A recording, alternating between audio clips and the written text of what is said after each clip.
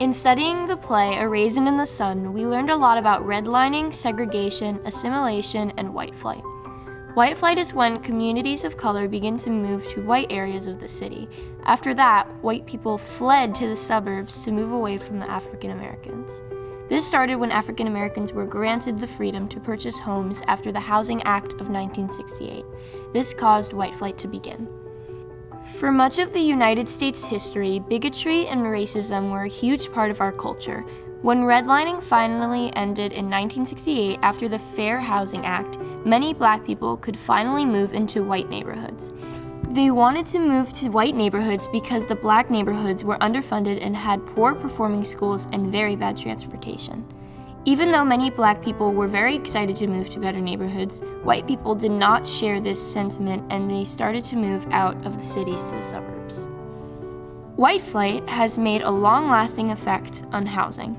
You can see in many segregated neighborhoods across the U.S. the aftermath of the long-lasting effects of white flight, even the neighborhoods people like me and you live in.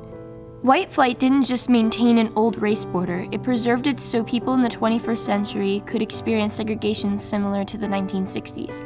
Segregation limits our opportunities as a society when children don't grow up surrounded by different cultures and taught to be open-minded to one another, something that is incredibly important in this day and age.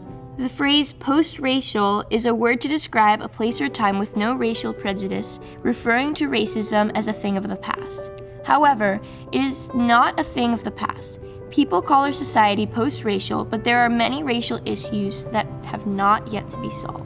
The play A Raisin in the Sun reflects on white flight. In the play, Mama's dream is to buy a house with a garden in Morgan Park. She says, "Well, I always wanted me a garden like I used to see sometimes at the back of the houses down home."